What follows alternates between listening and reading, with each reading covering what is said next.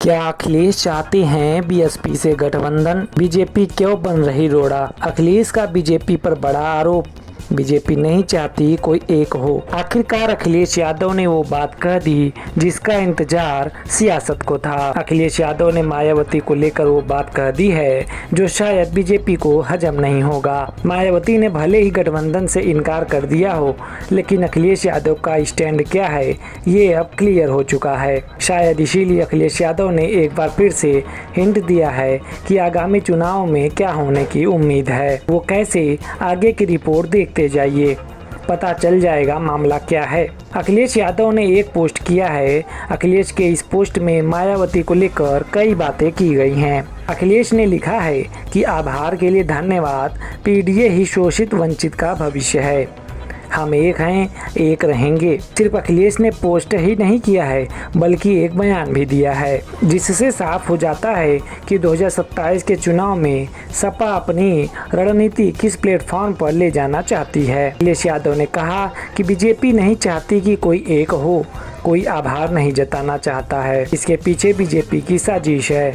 अब अखिलेश के इस बयान के बाद से सियासी तकरार बढ़ चुकी है कि आखिरकार सपा के अंदर क्या चल रहा है, और अब धीरे धीरे बाहर आने लगा है। पूरी सियासत हो रही है उपचुनाव को लेकर। यूपी की 10 सीटों पर उपचुनाव होना है। उससे पहले अखिलेश पूरी रणनीति बना लेना चाहते हैं। लोकसभा चुनाव में अखिलेश यादव का पीडीए काफ़ी कारगर रहा, इसीलिए अखिलेश अब पीडीए के साथ ही बिसात बिछा रहे हैं। दलित वोटर्स का एक धड़ा अभी भी मायावती के पास है।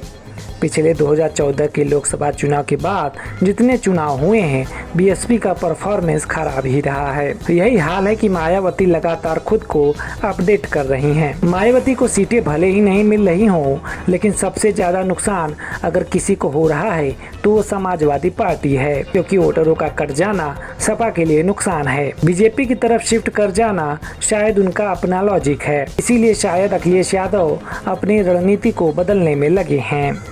हालांकि ये तय नहीं हो पा रहा है कि आखिर मायावती और अखिलेश के बीच गठबंधन होगा, लेकिन बयानबाजी से ऐसा जरूर लग रहा है कुछ तो नया होने वाला है। ऐसा नहीं है कि बीएसपी और सपा अगर साथ साथ होंगे तो ये पहली बार होगा। 2019 के लोकसभा चुनाव में भी साथ साथ आ चुके हैं, लेकिन उस समय खासा सियासी असर देखने को नहीं मिला था। नतीजों के बाद फिर से मोदी सरकार बन गई और गठबंधन टूट गया। 2024 के लोकसभा चुनाव में विपक्ष ने गठबंधन किया, नाम रखा इंडिया, लेकिन उसमें मायावती को शामिल नहीं किया गया।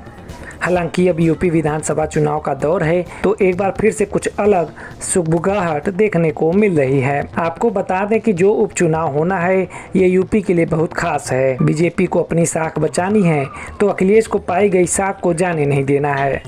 ऐसे में एक बार फिर से सपा और बीजेपी के बीच मुकाबला देखने को मिल सकता है। आपकी क्या राय है, कमेंट में हमें जरूर बताएं।